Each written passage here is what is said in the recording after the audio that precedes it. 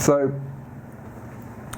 what informs our reality? So, this is a reflective talk, really. So, to get the most out of it, you need to reflect upon the ideas I'm going to present to you, which is mostly going to be a story. It's a Sufi story. And see what comes up for you. So these are just some of my thoughts.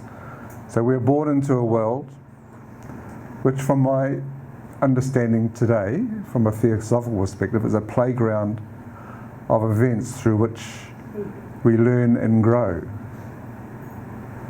If we're open to lessons that are presented to us. So we're born into a world which is a playground specifically for us to learn and grow. That's how I see the world. Not everybody sees it the same. Some see the world as this is the be end and that's it. And some see it as just a place where you evolve. Some people don't think any further of the world than that. So this is something that I've explored and talked about a lot over the years. So we might see the world which is full of love, peace, harmony, synchronicity, and perfection. I'm sure we all know great beings who exemplify those qualities, and that's all they see in the world. Other ways of seeing the world might be as one of conflict, disharmony, conspiracies, oppositions, and division. So you can see the world as those two things if you want to. As a world that's beautiful, that is absolutely perfect. Everything that's happening is absolutely perfect. But you can also see the world, if you wish, from a different perspective, that's devices, it's full of wars, disharmony. It's, a very hard world to look at. So you can choose which of those models you wish to view. So if the world truly is a playground of our learning, then perhaps the things that attract us are the things that we need to learn about. Our view of reality is dependent on our perception. So we might find ourselves in a reality built through the views of our friends and media.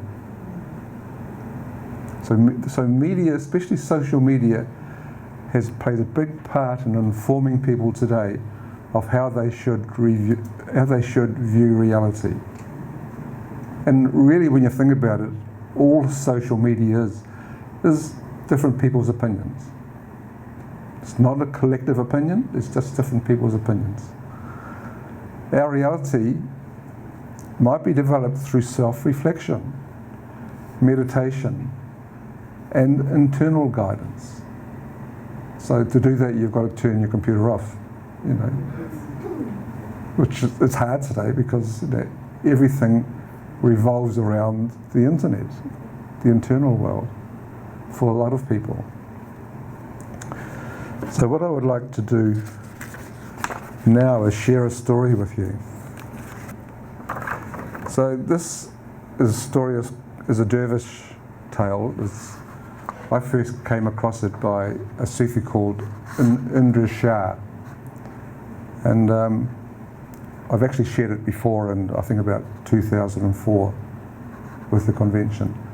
I first came across this story in a book which was written by an American educator. He is an educator in the US. And he used Sufi stories as a mechanism to teach his children. And this was one of the ones he used. So I'm sharing this in the same veins for you to reflect on it and see what it means for you. Now, dervish tales, dervishes are Sufis. And Sufis are the sort of esoteric side of Islam.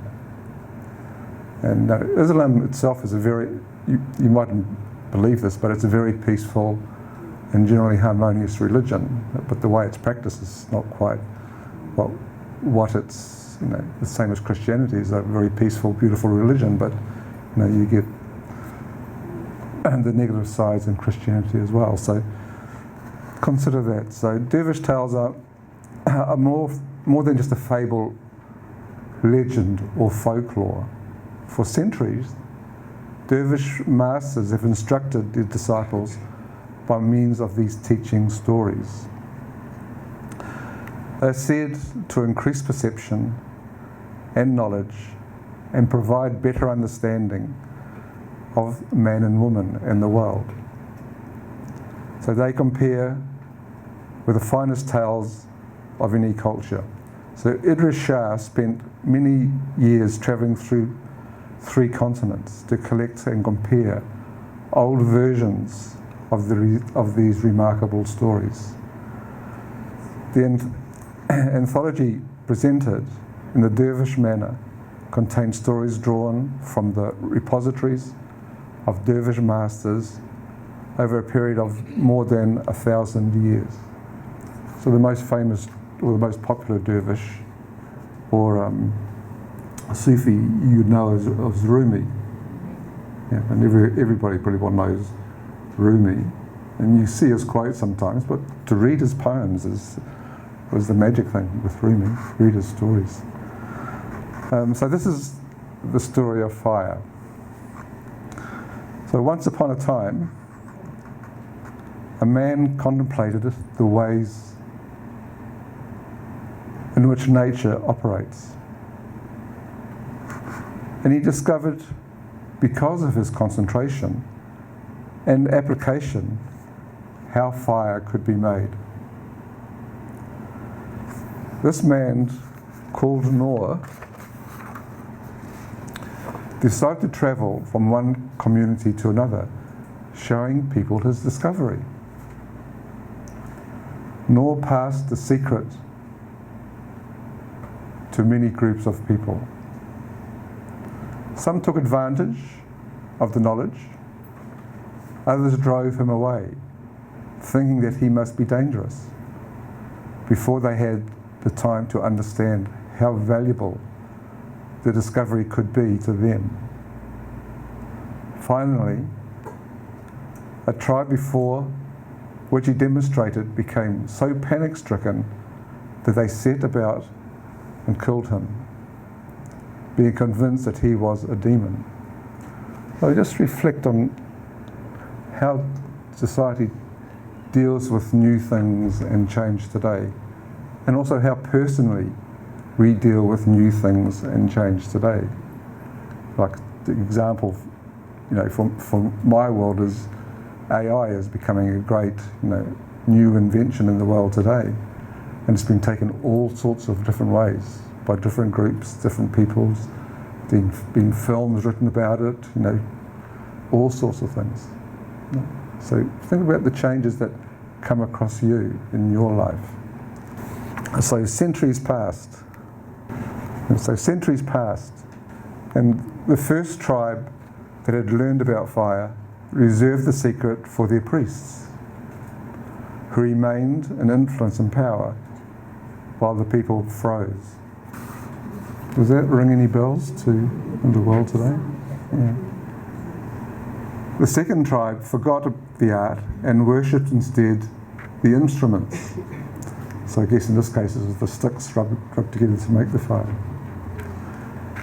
The third worshipped the likeness of Noor himself, because it was he who taught them. We do that, all religions do that. They worship the person who brought it, rather than the teachings. The fourth retained the story of making a fire in their legends. Some believed them, some did not. The fifth community did use fire, and this enabled them to be warmed, to cook their food, and to manufacture all kinds of useful articles. So years went by, and after many years, a wise man and a small band of his disciples were travelling through the lands of these tribes. The disciples were amazed at the variety of rituals which they encountered. And all said to their or to the teacher, "But all these procedures are in fact related to the making of fire, nothing else. We should reform these people." So should we? This is what we often think. We should go and correct the person and change their mind and make them see what the truth is, what real is.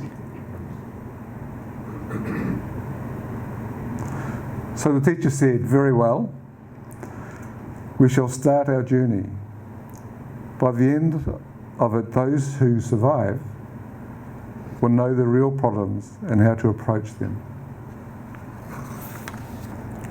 So when they reached the first tribe, the band was hospitably received. The priests invited the travellers to attend their religious ceremony, the making of fire. When it was over, and the tribe was in a state of excitement at the event which they had witnessed, the Master said, "Does anyone wish to speak?" The first disciple said, "In the cause of truth, I feel myself constrained to say something to these people." And the Master said, "If you will do so at your own risk, you may do so." Like he was warned. Now the disciple stepped forward in the presence of the tribal chief and his priests and said, "I can perform this miracle, which can take to be a special manifestation of deity." So he said, "I can perform this miracle, which you take to be a special manifestation of deity, or special manifestation of God in our language. If I do so, will you accept that you have been in error for so many years?" Yeah. But the priests cried, "Seize him!" And the man was taken away and never seen again. So that's a bit of a warning, you know. You go in and really challenge somebody in their rituals or their beliefs. This can be a dangerous thing to do. And even if it's just one or two people, this is not something you do without due consideration, which we'll talk about in the end of the story. The travellers went to the next territory, where the second tribe were worshipping the instruments for making fire. Again, a disciple volunteered to try and bring reason to the community. With permission of the Master, he said, "I beg permission to speak to you as reasonable people. You are worshipping the means whereby something may be done, not even the thing itself. Thus you are suspending the advent of its usefulness. I know the reality that lies at the base of this ceremony." So this tribe was composed of more reasonable people. But they said to the disciple, "You are welcome as a traveller and a stranger in our midst. But as you are a stranger, foreign to our history and customs, you cannot understand what we are doing. You make a mistake. Perhaps even you are trying to take away or alter our religion. We therefore decline to listen to you." And this is so true today. The travellers moved on. When they arrived in the land of the third tribe, they found before every dwelling an idol representing Noah. Noah, the original fire maker. The third disciple addressed the chiefs of the tribe. This idol represents a man who represents a capacity which can be used.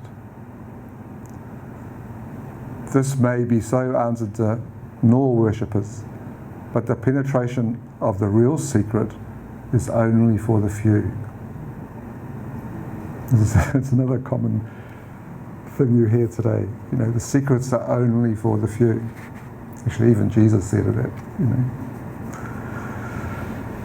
It is only for the few who understand, not for those who refuse to face certain facts, said the third disciple. This is rank heresy. And from a man who does not even speak our language correctly, and is not a priest ordained in our faith, muttered the priest. And he could make no headway. So the band continued the journey and arrived in the land of the fourth tribe. Now the fourth disciple stepped forward in the assembly of the people. The story of making fire is true, and you know how it may be done, he said. So the fourth tribe, some believed, some didn't believe in fire. I don't think anybody practiced making fire. So confusion broke out within the tribe, which split into various factions. Some said, this may be true, and if it is, we want to find out how to make fire. When these people were examined by the master and his followers, however, it was found that the most of them were anxious to use fire for personal advantage and did not realize that it was something for everybody's progress.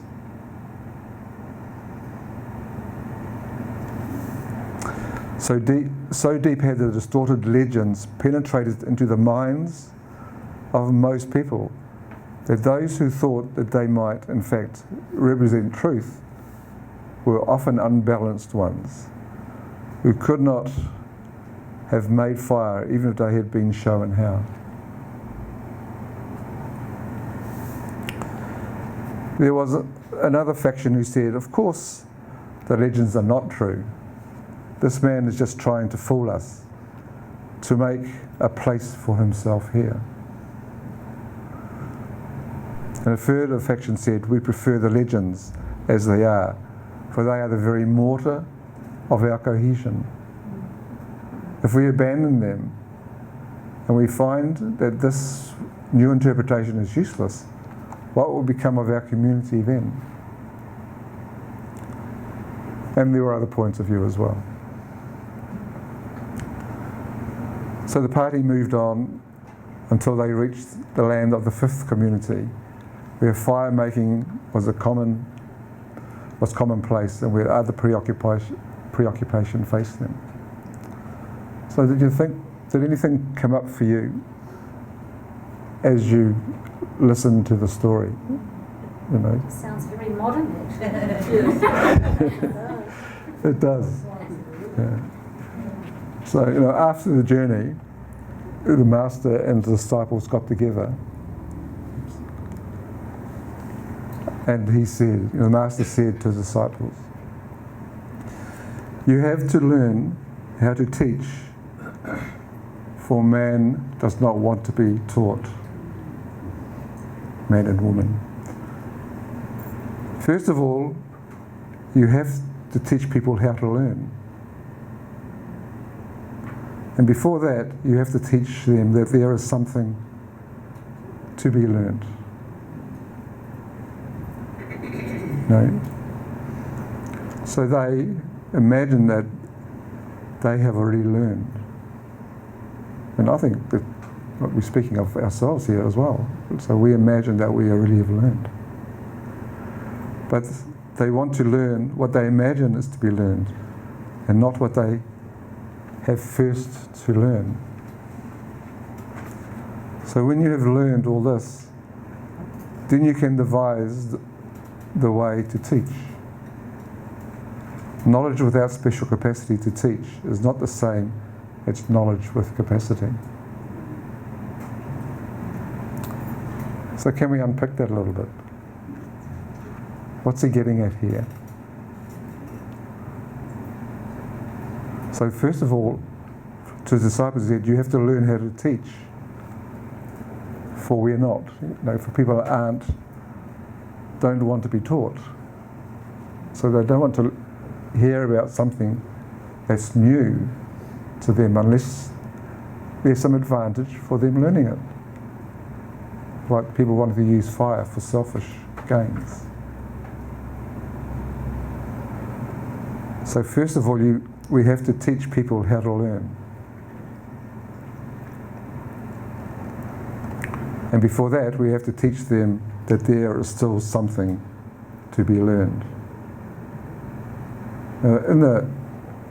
In most sort of esoteric type movements, there's a process. Oops, the microphone's here.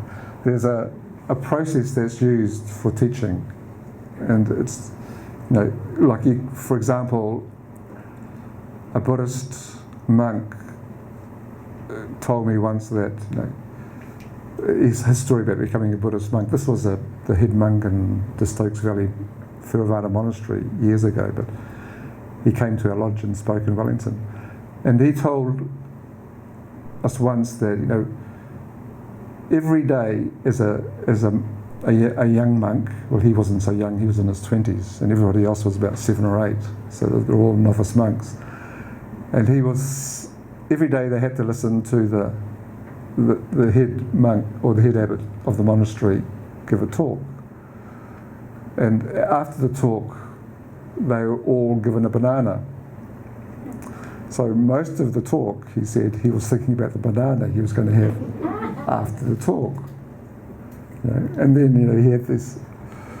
He used to compare his banana with what the other monks were getting, because the other monks were only small, and he was in his 20s, so he thought he should get a bigger banana. So this is the nature of the mind, how you get so distracted. But the crux of the story was that the real teachings didn't take place between his monk, as the abbot, and the student until the student asked a question of the monk. And then the monk or the teacher knew that the student was opening to listening. Until that point, there was no point in the abbot saying anything, because the student's mind wasn't open to listen to something new. And you'll find similar stories all over the world. Like in the Pythagorean tradition, the story is that a new student in the school of Pythagoras in Crotona in Italy, he had to take a vow of silence for 7 years, which means he couldn't speak for 7 years. This is probably not an accurate rendition of the story, but when I reflect on this, so for 7 years I've got to be still and just listen to what's being said.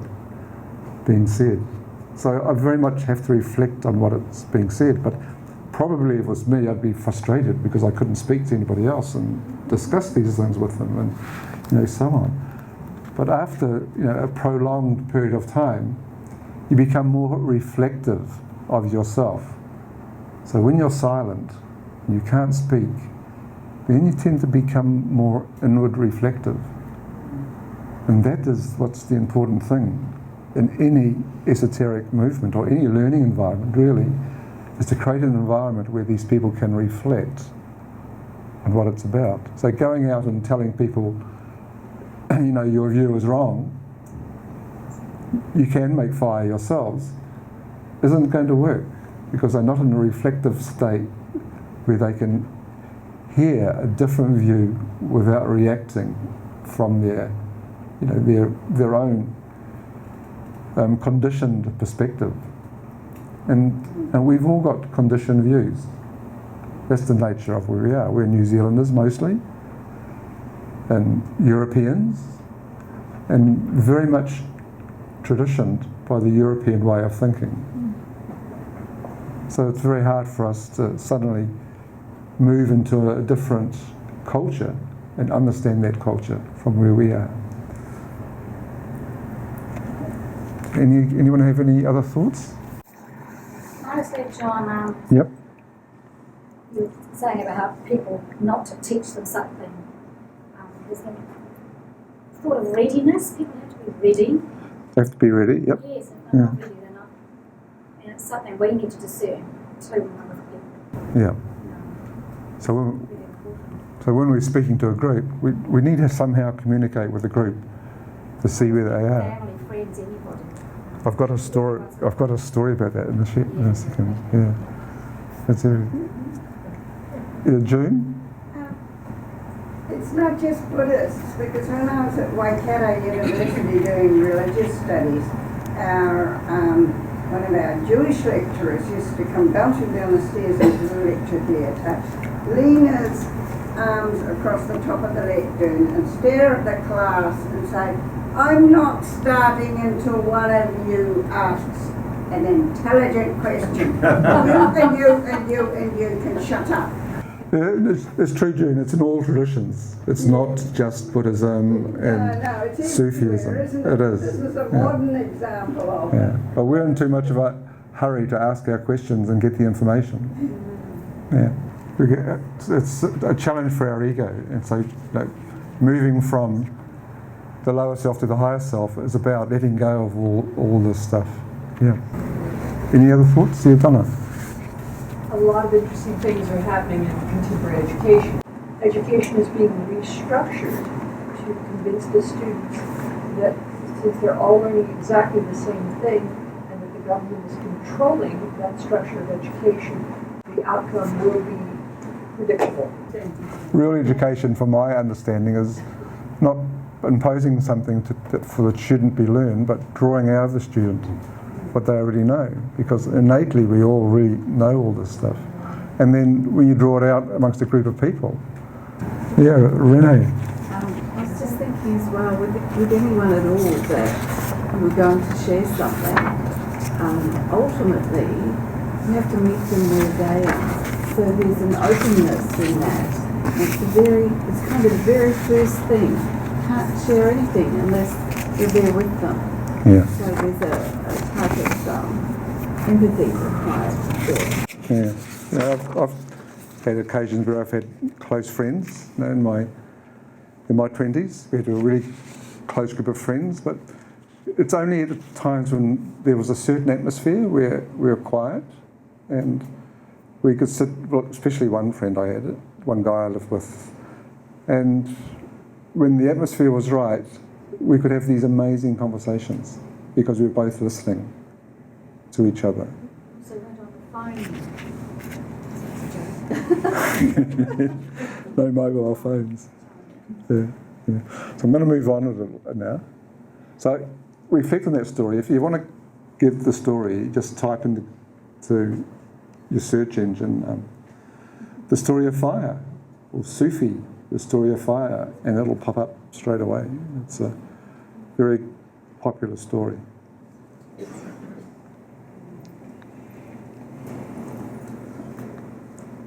So just to give it briefly a theosophical perspective, and Barbara mentioned this in her talk last night, from the third fundamental proposition, the pilgrimage.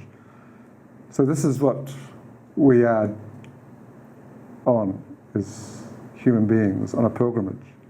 So in the secret doctrine, HPB refers to it as we're all on an obligatory thinking or pilgrimage for every soul through the cycle of incarnation in accordance to cyclic and karmic law by self-induced and self-devised effort. So the journey is self-induced and self-devised, with no privileges or special gifts save those won by his own ego. So sadly, we don't get any gifts along the way, except those that we've developed through our own efforts in the past. No one's getting anything extra because they're a special person to somebody else. So we've got to win this through our own effort and merit, through a long series of, metempsychosis and reincarnations. And essentially, the learning process that we go through is something that we have to work through ourselves. It's not something that someone else can teach us. Like, you can read The Secret doctrine or all these great texts, and you get this knowledge, but when you die, all that knowledge disappears. So you collect all that knowledge, and it's gone. You don't remember that in your past life. But if you can put that knowledge into practice, and then experience what that knowledge gives you, then there's learning that happens, and you grow. Like, I've looked at, a guitar all my life and said, oh, this is beautiful, I want to learn the guitar. So when I come into my next life, I won't know how to play a guitar because I haven't bothered to actually sit down and learn how to play the guitar. But if I do, then perhaps that talent is a tendency that can present itself in a future life. I might then be born to a family that's musical and so forth.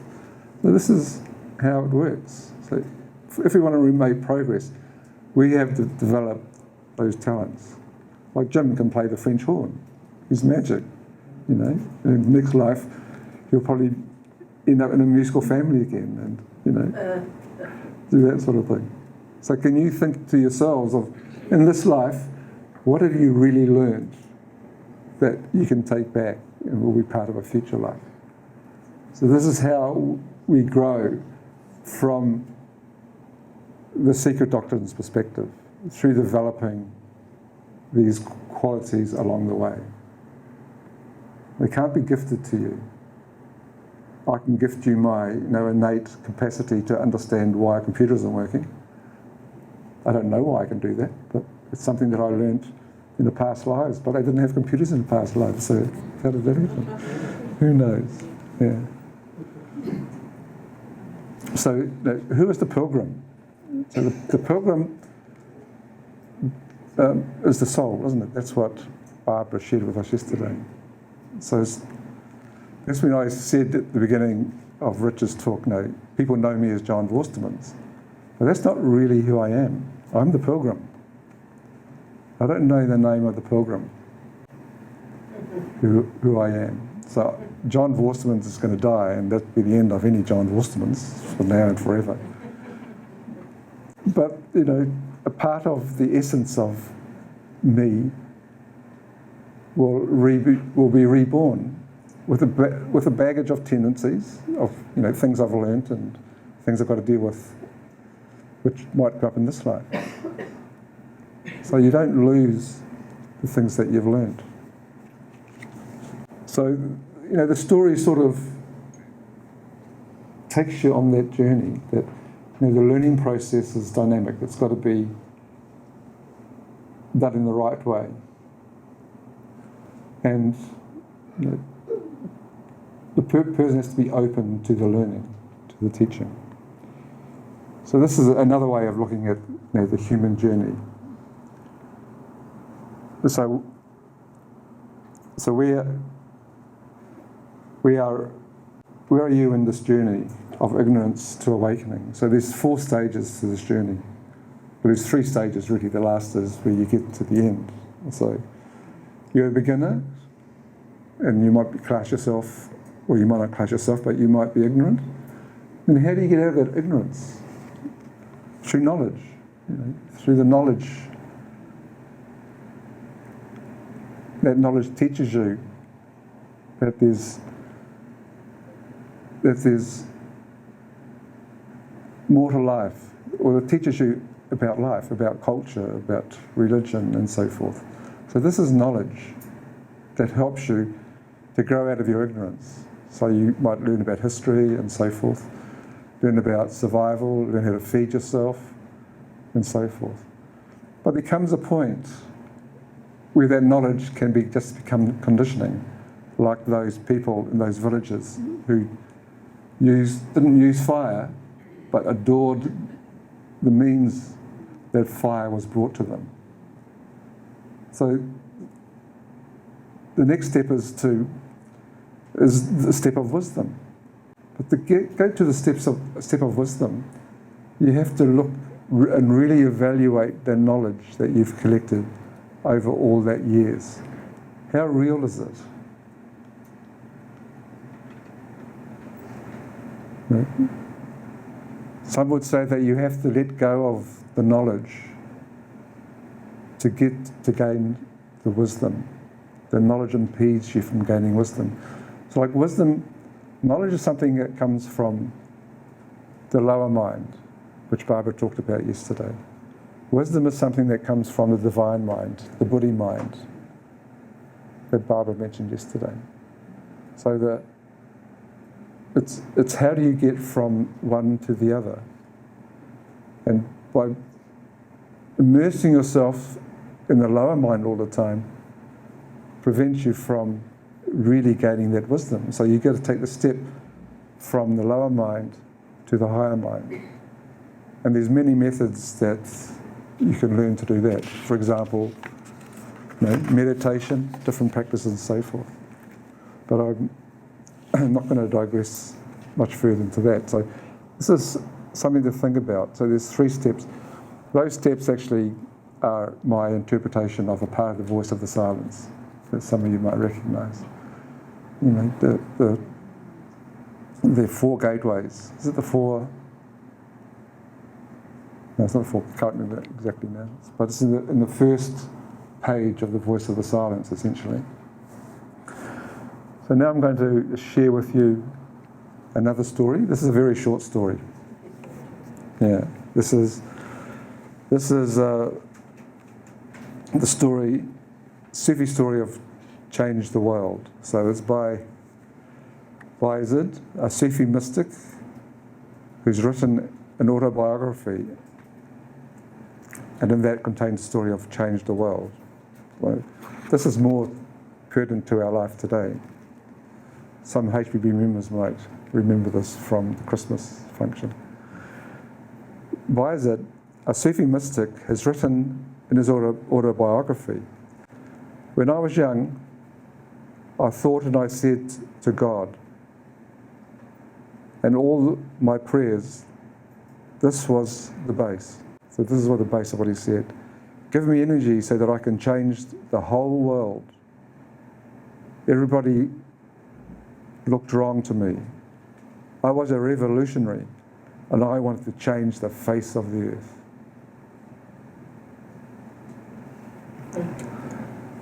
You can see it happening around the world today, that people are trying to do this. You know. When I become a little more mature and I started praying, this seems to be too much. Life is going out of my hands. Almost half of my life is gone, and I have not changed a single person. And the whole world is too much. So I said to God, my family will be enough. Let me change my family. Can you see where it's going?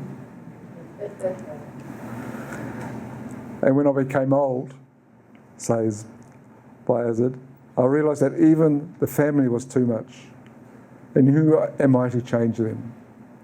Then I realised that if I change myself, that will be enough, more than enough. I prayed to God. Now I have come to the right point. At least always me to do this. I would like to change myself. And God replied, God's a bit of a comedian here. Now there is no time. No time left. This you should have done, you should have asked in the beginning. Then this was possible. So the moral of the story is you can only change yourself. So it's futile to try and change anybody else, which is where the whole talk really is going to. You know, we can sit here and talk, and I can share the story, but the story absolutely fundamentally influenced me 20 years ago when I first read it. It changed my life because I understood what it was saying. But it's not going to change your life.